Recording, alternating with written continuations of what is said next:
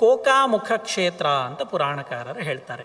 ಆ ಕ್ಷೇತ್ರದ ಹೆಸರಾಗಿ ಕೋಕಾಮುಖ ಅಂತ ಆ ಕ್ಷೇತ್ರದ ಹೆಸರು. ಆ ಕ್ಷೇತ್ರದಲ್ಲಿ ಒಂದು ದೊಡ್ಡ ಸರೋವರ, ತುಂಬ ತಿಳಿ ನೀರಿನ ಸುಂದರವಾದಂತಹ ಸರೋವರ. ಆ ಸರೋವರದಲ್ಲಿ ಸಾಕಷ್ಟು ಮೀನು, ಆಮೆ, ಹಂಸಗಳು ಇತ್ಯಾದಿಗಳೆಲ್ಲ ಸ್ವಚ್ಛಂದವಾಗಿ ವಿಹಾರ ಮಾಡ್ತಾ ಇದ್ದಂತಹ ಒಂದು ಸರೋವರ. ಒಂದು ಬಾರಿ ಆ ಸರೋವರಕ್ಕೆ ಮೀನು ಹಿಡಿಲಿಕ್ಕೆ ಒಬ್ಬ ಗಾಳ ಹಿಡ್ಕೊಂಡು ಬರ್ತಾನಂತೆ, ಮೀನು ಹಿಡಿಬೇಕು ಅಂತ. ಗಾಳ ಹಾಕ್ತಾನೆ. ಗಾಳ ಹಾಕಿ ಸ್ವಲ್ಪ ಹೊತ್ತಿನಲ್ಲಿ ತುಂಬ ಭಾರ ಆಗ್ತದೆ.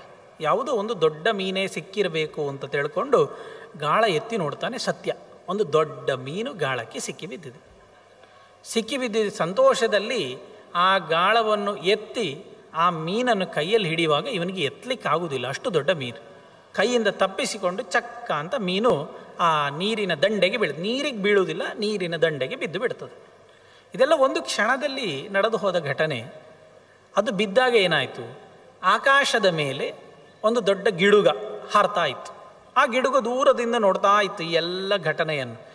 ಮೀನು ಇವನ ಕೈಯಿಂದ ತಪ್ಪಿಸಿ ಕೆಳಗೆ ಬಿದ್ದದ್ದೇ ತಡ, ಇವನನ್ನೂ ದಾಟಿ ಆ ಗಿಡುಗ ಬಂದು ಮೀನನ್ನು ತನ್ನ ಎರಡು ಕಾಲಿನಿಂದ ಚುಚ್ಚಿ ಮೇಲಕ್ಕೆ ತಕೊಂಡು ಹೋಗ್ತದೆ. ಮೇಲಕ್ಕೆ ತಕ್ಕೊಂಡು ಹೋದರೆ ಇದು ಮೀನು ಅಷ್ಟು ಭಾರ ಉಂಟು, ಅದೆಲ್ಲಿ ಗಿಡುಗ ತಕೊಂಡು ಹೋಗೋದು. ಒಂದಷ್ಟು ಎತ್ತರಕ್ಕೆ ಹೋಗಿದೆ.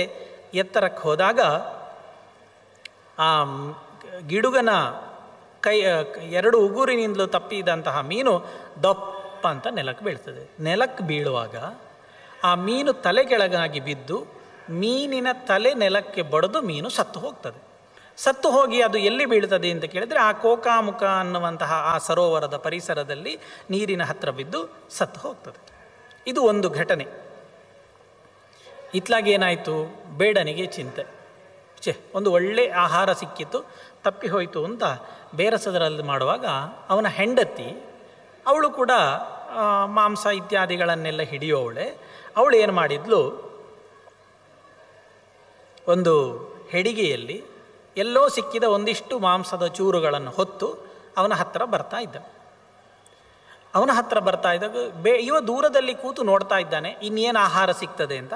ಹೆಂಡತಿಗೆ ಒಂಚೂರು ಮಾಂಸ ಏನೋ ಸಿಕ್ಕಿತ್ತು, ಅವಳು ಹೊತ್ತು ತರ್ತಾ ಇರ್ತಾಳೆ. ಆಗ ಒಂದು ಹಕ್ಕಿ, ಅವಳು ಯಾವುದು ಮಾಂಸವನ್ನು ತರ್ತಾ ಇದ್ದಾಳೆ ಆ ಮೇಲಿನಿಂದ ಬಂದು ಆ ಮಾಂಸದ ಚೂರನ್ನು ಕಚ್ಚಿಕೊಂಡು ಹಾರ್ತದೆ. ಈ ನೋಡಿದ ಬೇಡನಿಗೆ ಸಿಟ್ಟು ಬರ್ತದೆ. ಇದ್ದದ್ದು ತಪ್ಪಿ ಹೋಯಿತು. ಅವಳೇನೋ ಸ್ವಲ್ಪ ತಂದ್ಲು ಅಂತಂದರೆ ಈ ಹಕ್ಕಿ ಅದನ್ನು ತಪ್ಪಿಸ್ತಾ ಉಂಟಲ್ವ ಸಿಟ್ಟಿನಿಂದ. ಬಿಲ್ಲಿಗೆ ಬಾಣ ಹೂಡಿ ನೋಟದಿಂದ ಆ ಹಕ್ಕಿಗೆ ಹೊಡಿತಾನೆ. ಬಾಣ ನೇರ ಹಕ್ಕಿಗೆ ಚುಚ್ಚಿಕೊಳ್ಳುತ್ತದೆ. ಹಕ್ಕಿ ಸತ್ತು ನೆಲಕ್ಕೆ ಬೀಳುತ್ತದೆ. ಅದು ಎಲ್ಲಿ ಬಿದ್ದದ್ದು, ಈ ಕೋಕಾಮುಖ ಅನ್ನುವಂತಹ ಅದೇ ಪರಿಸರದ ಸರೋವರದ ತಟದಲ್ಲಿ ಹಕ್ಕಿಯು ಬಿದ್ದು ಪ್ರಾಣ ಬಿಡ್ತದೆ. ಬಿದ್ದರೆ ಬೇಡ ಹೋಗ್ತಾನೆ ಅವ ಹಕ್ಕಿಯಿಂದ ತನಗೇನೇನು ಪಡ್ಕೊಳ್ಳಿಕ್ಕೆ. ಆದರೆ ಈ ಸತ್ತಂತಹ ಎರಡು ಜೀವಿಗಳಿದ್ದಾರಲ್ವೋ ಇವರು ಆ ಪ್ರದೇಶದಲ್ಲಿ ಪ್ರಾಣ ಬಿಟ್ಟದ್ರಿಂದಾಗಿ ಅಂತಹ ಅದ್ಭುತ ಪುಣ್ಯವಶಾತ್ ಅವ ಒಂದು ದೇಶದ ರಾಜಕುಮಾರನಾಗಿ ಹುಟ್ಟಿ ಬರ್ತಾನೆ. ಈ ಹಕ್ಕಿ ಒಂದು ದೇಶದ ರಾಜಕುಮಾರಿಯಾಗಿ ಹುಟ್ಟಿ ಬರ್ತಾರೆ. ಒಂದಷ್ಟು ವರ್ಷ ಕಳೀತದೆ.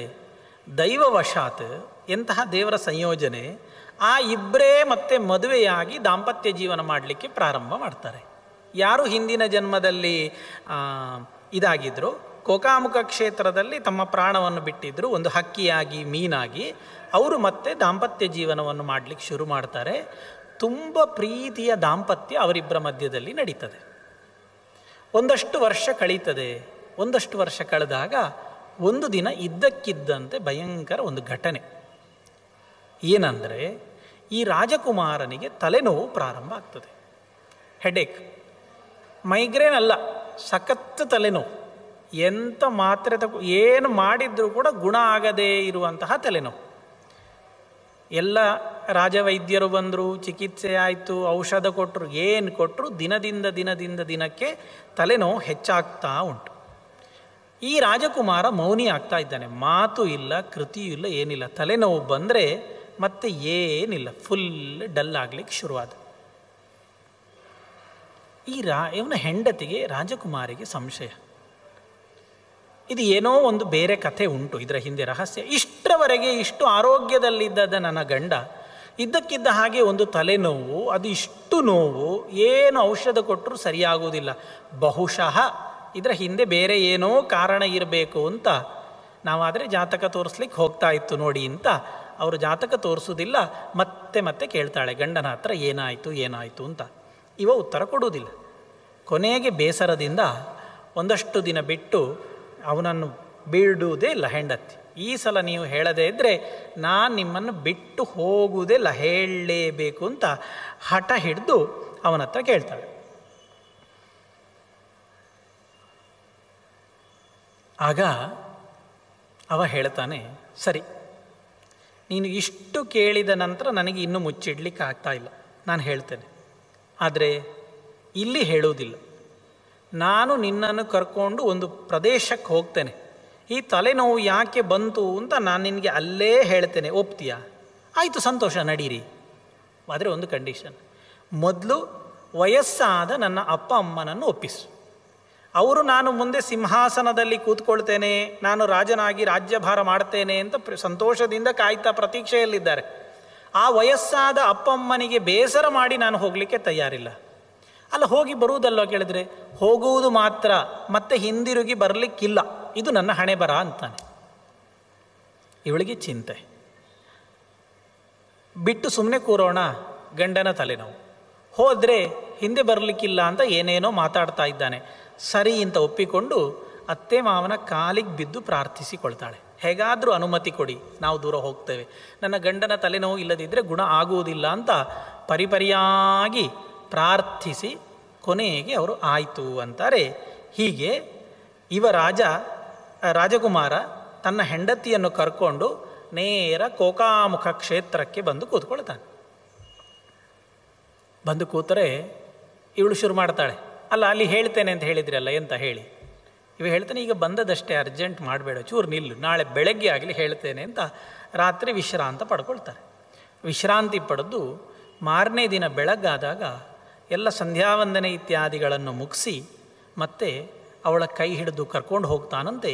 ಆ ಕೋಕಾಮುಖ ಅನ್ನುವಂತಹ ಕ್ಷೇತ್ರದಲ್ಲಿದ್ದ ದೊಡ್ಡ ಸರೋವರ, ಆ ಸರೋವರದ ಬದಿಯಲ್ಲಿದ್ದಂತಹ ಒಂದು ಪ್ರದೇಶಕ್ಕೆ ಕರ್ಕೊಂಡು ಹೋಗ್ತಾನೆ. ಕರ್ಕೊಂಡು ಹೋಗಿ ಅಲ್ಲಿ ಒಂದಿಷ್ಟು ಎಲುಬಿನ ರಾಶಿ ಇತ್ತಂತೆ, ಅದು ತೆಗೆದು ತೋರಿಸ್ತಾನೆ. ನೋಡು, ಇದು ಎಲುಬಿನ ರಾಶಿ.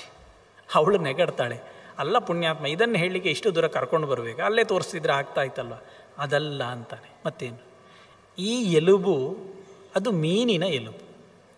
ಹಿಂದಿನ ಜನ್ಮದಲ್ಲಿ ನಾನು ಮೀನಾಗಿದ್ದೆ. ಆ ಮೀನಾಗಿದ್ದಾಗ ಹದ್ದು ನನ್ನನ್ನು ಬೇಡನ ಕೈಯಿಂದ ತಪ್ಪಿದ್ದು ನೋಡಿ ಎತ್ತಿಕೊಂಡು ಮೇಲಕ್ಕೆ ಹೋಗಿತ್ತು. ಹದ್ದಿನ ಕೈಯಿಂದಲೂ ತಪ್ಪಿ ನಾನು ಕೆಳಗೆ ಬಿದ್ದೆ ಅಲ್ವಾ. ಕೆಳಗೆ ಬಿದ್ದಾಗ ನನ್ನ ತಲೆ ಕೆಳಗಾಗಿ ನಾನು ಬಿದ್ದೆ. ಹಾಗಾಗಿ ಆ ಜನ್ಮದಲ್ಲಿ ನಾನು ಸತ್ತದ್ದು ತಲೆಗೆ ಪೆಟ್ಟಾಗಿ. ಆ ತಲೆಗೆ ಪೆಟ್ಟಾಗಿ ನನ್ನ ಪ್ರಾಣ ಹೋದದ್ರಿಂದಾಗಿ ಈ ಜನ್ಮದಲ್ಲಿ ಅಸಖ್ಯವಾದಂತಹ, ಸಹಿಸಲಿಕ್ಕೆ ಸಾಧ್ಯವಿಲ್ಲದ ತಲೆವೇದನೆ ನನಗೆ ಬರ್ತಾ ಉಂಟು, ಇದು ಕಾರಣ ಅಂತ ತನ್ನ ಪೂರ್ವಜನ್ಮದ ಹಿಸ್ಟ್ರಿ ಕಥೆಯನ್ನು ಈ ರಾಜಕುಮಾರಿಗೆ ಹೇಳ್ತಾನೆ. ಇವ ಹೇಳಿದರೆ ಅಷ್ಟೇಯ, ನನ್ನ ಕಥೆ ಅದಕ್ಕಿಂತ ದೊಡ್ಡದು ಉಂಟು ಅಂತ ಇವಳು ಶುರು ಮಾಡ್ತಾಳೆ. ಎಷ್ಟು ಪುರಾಣ ನೋಡಿ. ಅವಳು ಹೇಳ್ತಾಳೆ, ನೀನು ಇಲ್ಲಿದ್ಯಲ್ವಾ, ನೀನು ಮೀನಾಗಿ ಸತ್ತ ತಕ್ಷಣದಲ್ಲೇ ಇನ್ನೊಂದು ಘಟನೆ ಆಯಿತು, ಅದು ಗೊತ್ತುಂಟ? ನನಗೆ ಗೊತ್ತಿಲ್ಲ ಅಂತ ಹೇಳಿ ತಾನು ಹಕ್ಕಿಯಾಗಿದ್ದದ್ದು, ಹಕ್ಕಿಯಾದಾಗ ಆ ಬೇಡನ ಬಾಣದಿಂದ ತಾನು ಸತ್ತದ್ದು, ಅದರ ಪುಣ್ಯವಶಾತ್ ಈ ಕ್ಷೇತ್ರದ ಆ ಪ್ರದೇಶದಲ್ಲಿ ಬಿದ್ದದ್ರಿಂದ ರಾಜಕುಮಾರಿಯಾಗಿ ತಾನು ಮತ್ತೆ ಹುಟ್ಟಿ ಬಂದು ನಿನ್ನನ್ನು ಮದುವೆಯಾಗಲಿಕ್ಕೆ ಇದೇ ಕಾರಣ ಅಂತ ಅವಳಿಗೆ ಹೇಳಿದಾಗ ತುಂಬ ಸಂತೋಷ ಆಗ್ತದಂತೆ. ಆ ಕ್ಷಣದಲ್ಲಿ ಆ ರಾಜನ ತಲೆನೋವು ಮಾಯ. ಆ ಕ್ಷೇತ್ರಕ್ಕೆ ಬಂದು ನೋಡಿದಾಗ ಸಂಪೂರ್ಣ ಮಾಯ ಆಯಿತು. ಇನ್ನು ವಾಪಸ್ ರಾಜ್ಯ ಬೇಡ, ರಾಜ್ಯಭಾರ ಬೇಡ, ಬದುಕಿರುವಷ್ಟು ದಿನ ಇಲ್ಲೇ ಬದುಕೋಣ ಅಂತ ಆ ಗಂಡ ಹೆಂಡತಿ ಇಬ್ಬರೂ ಕೂಡ ಅನೇಕ ವರ್ಷಗಳವರೆಗೆ ಆ ಕ್ಷೇತ್ರದಲ್ಲಿ ಸಾಧನೆ ಮಾಡಿ ದೇವರ ಅನುಗ್ರಹ ಪಡಿತಾರೆ ಅನ್ನುವಂಥದ್ದು ಕೋಕಾಮುಖ ಕ್ಷೇತ್ರದ ಮಹಾತ್ಮೆ. ಇದರಲ್ಲಿ ಒಂದಿಷ್ಟು ವಿಚಾರಗಳುಂಟು. ಇವತ್ತು ಇನ್ನೂ 2-3 ಕಥೆಗಳಲ್ಲಿ ಹಾಗೆ ಬರ್ತದೆ. ಹಿಂದಿನ ಜನ್ಮ, ಪೂರ್ವಜನ್ಮದ್ದು, ಜನ್ಮಾಂತರದ ಕಥೆಗಳೆಲ್ಲ ಬರ್ತದೆ. ಒಂದಷ್ಟು ಜನ ನಾವು ಟಿ ವಿಯಲ್ಲಿ ನೋಡಿರ್ತೇವೆ, ಜನ್ಮಾಂತರ, ಆ ಜನ್ಮ, ಪೂರ್ವಜನ್ಮ ಅಂತ ಒಂದಿಷ್ಟು ಕಥೆಗಳನ್ನು ಕೂಡ ನಾವು ನೋಡಿರ್ತೇವೆ. ಆದರೆ ನಮ್ಮ ಭಾರತೀಯ ತತ್ವ ಸಿದ್ಧಾಂತದ ಹಿನ್ನೆಲೆಯಲ್ಲಿ ಪೂರ್ವಜನ್ಮದ ಸಂಪರ್ಕ ಇಲ್ಲದೆ ಕೇವಲ ಈ ಜನ್ಮದ್ದು ಮಾತ್ರ ಒಂದು ವ್ಯವಸ್ಥೆ ಅಂತ ಇಲ್ಲ. ಪೂರ್ವಜನ್ಮದಲ್ಲಿ ಮಾಡಿದ ಪ್ರತಿಯೊಂದು ಸುಕೃತ ಅಥವಾ ದುಷ್ಕೃತ ಮನುಷ್ಯನನ್ನು ನಿರಂತರವಾಗಿ ಹಿಂಬಾಲಿಸ್ತಾ ಇರ್ತದೆ. ಗೀತೆಯಲ್ಲಿ ಕೂಡ ಕೃಷ್ಣ ಸಾಕಷ್ಟು ಕಡೆಗಳಲ್ಲಿ ಇದರ ಸೂಚನೆಯನ್ನು ನಮಗೆ ಕೊಟ್ಟಿದ್ದಾನೆ. ಬಹೂನಾಂ ಜನ್ಮನಾಮಂತೆ ಜ್ಞಾನವಾನ್ ಮಾಂ ಪ್ರಪದ್ಯತೆ. ಅನೇಕ ಜನ್ಮಗಳ ನಂತರದಲ್ಲಿ ಜ್ಞಾನಿ ನನ್ನನ್ನು ಹೊಂದು ಸೇರ್ತಾನೆ. ಹಾಗಾದರೆ ಒಂದೊಂದು ಜನ್ಮದಲ್ಲಿಯೂ ಸಾಧನೆ ಮಾಡಿ ಮಾಡಿ ಬರ್ತಾನೆ ಅಂತ ಹೇಳಿದಾಗ ಆ ಎಲ್ಲ ಸಾಧನೆಗಳ ಸಂಚಯ ಇರ್ತದೆ ಅನ್ನುವುದು ಸ್ಪಷ್ಟ ಆಗ್ತದೆ. ಇವತ್ತು ಕೂಡ ಪ್ರಪಂಚದಲ್ಲಿ ಸಾಕಷ್ಟು ಘಟನೆಗಳನ್ನು ನಾವು ನೋಡ್ತೇವೆ. ಆ ಘಟನೆಗಳಲ್ಲಿ ನಮಗೆ ಆ ಪೂರ್ವಜನ್ಮದ ಸ್ಮರಣೆ ಬಂದದ್ದು ಅಥವಾ ಹಿಂದಿನ ಜನ್ಮವನ್ನು ನೆನಪಿಸಿಕೊಂಡದ್ದು, ಇಂತಹ ಅನೇಕ ವಿಚಾರಗಳು ಬರ್ತದೆ. ಅದು ಯಾವುದು ನಂಬುವುದು ಯಾವುದು ಬಿಡುವುದು ಅಂತ ಗೊತ್ತಾಗುವುದಿಲ್ಲ. ಎಷ್ಟೋ ಬಾರಿ ಅದರಲ್ಲಿ ಸತ್ಯ ಇರುವಂಥದ್ದು ಇರ್ತದೆ. ನಾನು ನೋಡಿದಂತಹ ಒಂದು ಸಣ್ಣ ಘಟನೆ ಹೇಳ್ತೇನೆ. ವಾಸ್ತವಿಕವಾಗಿ ವೃತ್ತಿಯಿಂದ ಜ್ಯೋತಿಷ್ಯ ನಾನು ಮಾಡ್ತಾ ಇರುವಾಗ ಒಂದು ದಿಕ್ಕಿನಲ್ಲಿ ಒಂದು ಮನೆಯಲ್ಲಿ ಆ ಹಿರಿಯರು ಮಾಡಿದ ಪಾಪ ಪುಣ್ಯಗಳು ಆ ಮಕ್ಕಳಿಗೆ ಹೇಗೆ ಬರ್ತದೆ, ಆ ಹಿರಿಯರ ಗುಣಗಳು ಅಥವಾ ದೋಷಗಳನ್ನು ಮಕ್ಕಳು ಹೇಗೆ ಅನುಭವಿಸ್ತಾರೆ ಅನ್ನುವುದಕ್ಕೆ ಇದು ಅಪೂರ್ವವಾದ ಘಟನೆ. ಒಂದು ಮನೆಯಲ್ಲಿ 3 ಜನ ಏಕಕಾಲದಲ್ಲಿದ್ದಾರೆ. ಅಜ್ಜ, ತಂದೆ, ಮಗ, 3 ಜನರೇಷನ್ ಏಕಕಾಲದಲ್ಲಿ ಒಂದೇ ಮನೆಯಲ್ಲಿದ್ದಾರೆ. ಒಳ್ಳೆ ಸಂಸಾರ, ಒಳ್ಳೆಯ ಆರ್ಥಿಕವಾಗಿ ಒಳ್ಳೆ ಸ್ಥಾನದಲ್ಲಿದ್ದಾರೆ, ಸಾಮಾಜಿಕವಾಗಿದ್ದಾರೆ, ಸುಖಿ ಕುಟುಂಬ. ಆದರೆ ಆರೋಗ್ಯದ ಸಮಸ್ಯೆ ಏನು ಅಂದರೆ 3 ಜನರಿಗೂ ಕೂಡ ಮಾತಿನ ಸಮಸ್ಯೆ ಒಂದೊಂದು ರೀತಿಯಲ್ಲಿ. ಅಜ್ಜನಿಗೆ ಉಗ್ಗು, ಅಜ್ಜನ ಮಗನಿಗೆ ಮಧ್ಯದವನಿಗೆ ನಾಲಿಗೆ ಹೊರಳುವುದಿಲ್ಲ, ಸಣ್ಣ ಮಗುವಿಗೆ ವಯಸ್ಸಾದದ್ದು 5-6 ವರ್ಷ ಆಗುವುದಷ್ಟೇ, ಮಾತು ಇನ್ನೂ ಪ್ರಾರಂಭ ಆಗಲಿಲ್ಲ. ಅಂತೂ ಈ 3 ಜನರೇಷನ್ನು ತೆಗೆದು ನೋಡಿದರೆ ಮತ್ತೆಲ್ಲ ವಿಷಯದಲ್ಲಿ ಅವರು ಸರಿ ಇದ್ದಾರೆ. ಮಾತು ವಿಷಯ ಬಂದಾಗ ಆ 3 ತಲೆಮಾರಿನಲ್ಲಿ ದೋಷಗಳು, ಸಮೃದ್ಧ ಧಾರಾಳ ದೋಷಗಳು ಕಾಣ್ತಾ ಉಂಟು. ಒಂದಷ್ಟು ಪ್ರಾಯಶ್ಚಿತ್ತಗಳು, ಪೂಜೆಗಳು, ದಾನಗಳು ಎಲ್ಲ ಆಗಿಯೂ ಈ ಸಮಸ್ಯೆಗಳು ಮುಗಿತಾ ಇಲ್ಲ. ಅದನ್ನು ಆಳ ವಿಚಾರ ಮಾಡ್ತಾ ಹೋದಾಗ, ಇನ್ನೂ ವಯಸ್ಸಾದವರು ಇದ್ದದ್ದರಿಂದಾಗಿ ವಿಚಾರ ಮಾಡ್ತಾ ಹೋದಾಗ ಒಂದು ಗೋಹತ್ಯೆಯಿಂದಾಗಿ ನಿಮಗೆ ಈ ಸಮಸ್ಯೆ ಬರ್ತಾ ಉಂಟು ಅಲ್ಲಿಗೆ ಬಂದು ನಿಂತಿತ್ತು. ಒಂದು ಗೋಹತ್ಯೆ ನಿಮ್ಮ ಎಲ್ಲ ಸಮಸ್ಯೆಗಳಿಗೂ ಮೂಲ ಕಾರಣ ಅಂತ.